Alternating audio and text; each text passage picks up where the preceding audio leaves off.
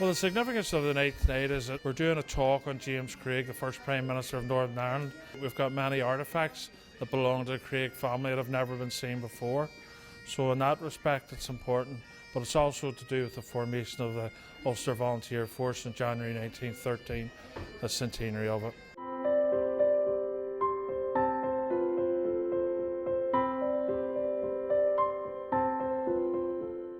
The objectives of the Union Centenary Committee is to educate our own community and indeed other communities. And part of this is about bringing people to this venue, letting them see this venue. It's a home of the first Prime Minister of Northern Ireland. It was a home of the Ulster Volunteer Force. It was a home of the hospital where the soldiers from the First World War came home from. So there's a big history, and it's important that our people know that.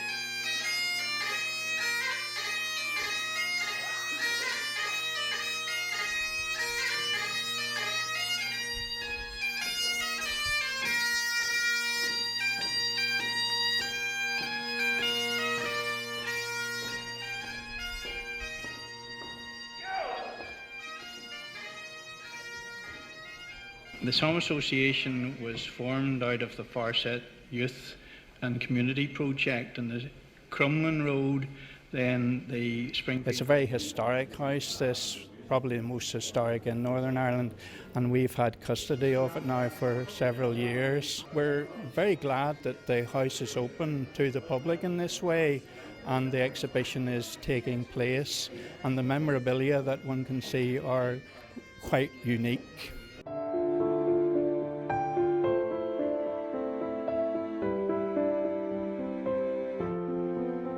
This building needs to live again. It's been shut up since we left it when our ACE programme folded, and our headquarters is now at the Somme Centre just outside Newtownards.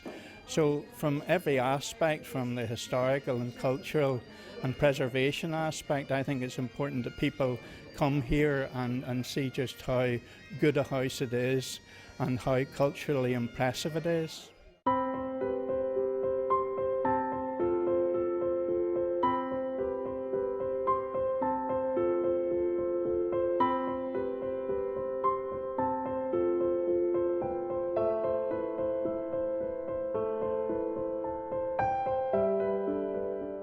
I've written books about the period that we're looking at tonight, about the Home Rule crisis and about the period of the First World War. So I'm really intrigued to be here and see all these artefacts and to enjoy this incredible historic building.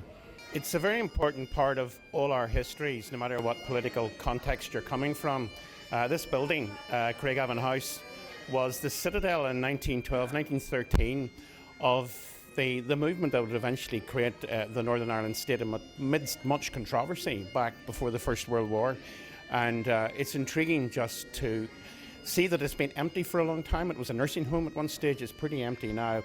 And I think it's a place that should be open to all to come and get a bit of a handle on our local history.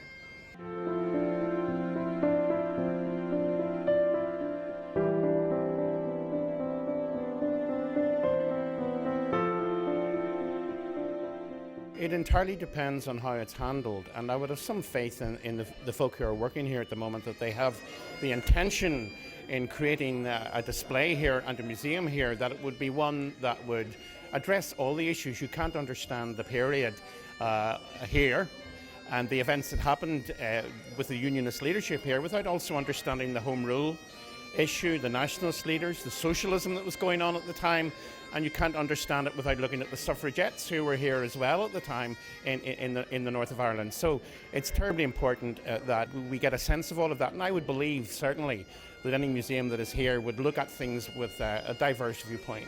I was brought in, as I said, by Partisan Productions. Last year we commemorated the Home Rule Bill with Carson's tour of Ulster.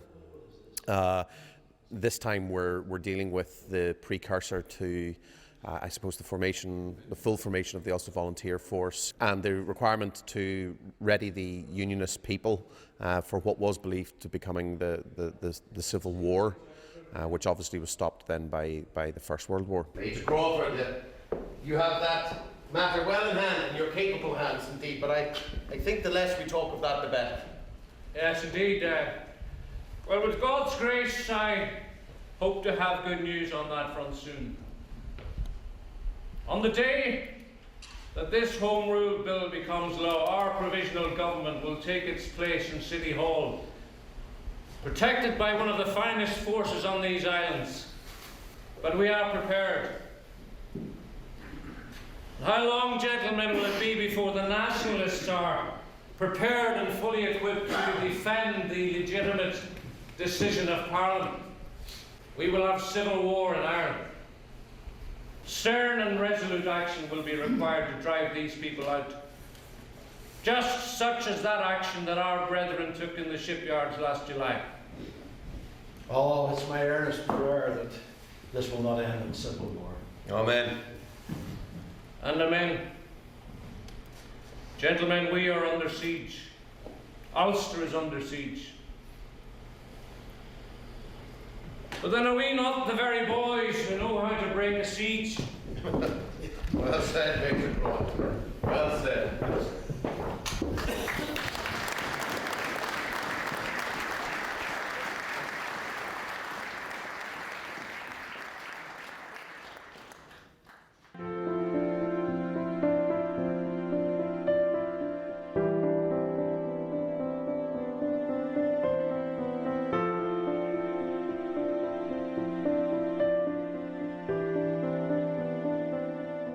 When I was at school, we never done really Irish history.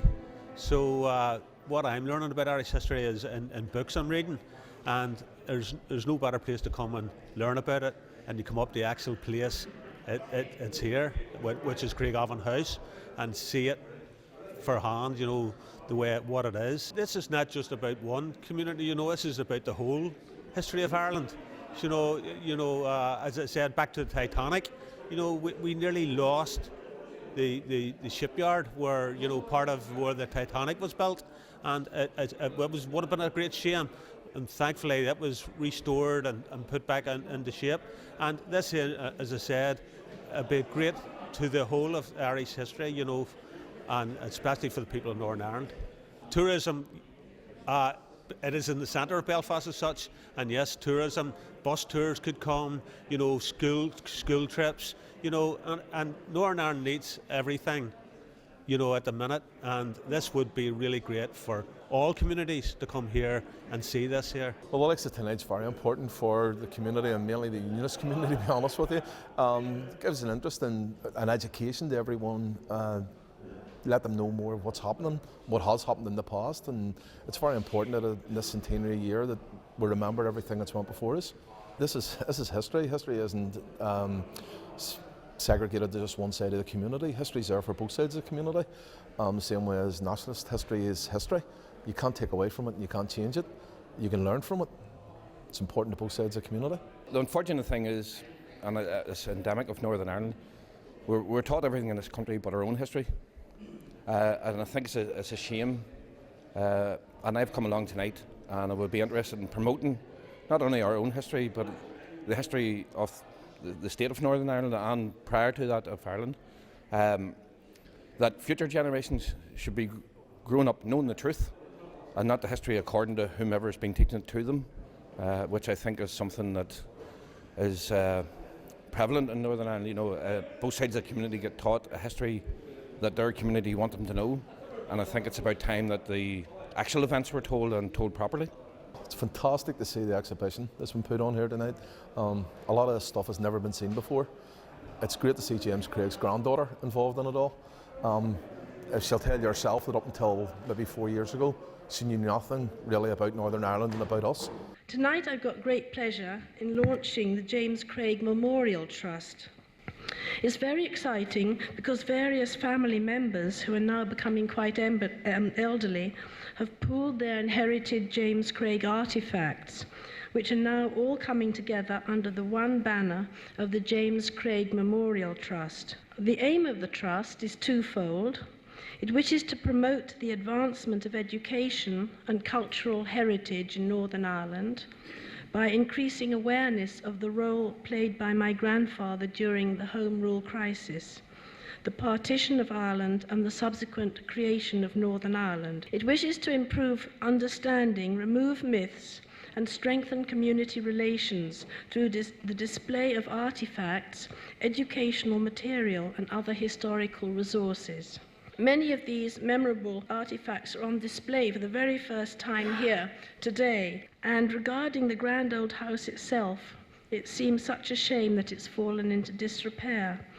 My family originally donated the house to the people of Ulster, and the Trust agreed that it would be magnificent to see it restored to its former glory and used by the young and not so young. I do hope you'll enjoy looking at the unique collection of artifacts that are on display. Thank you.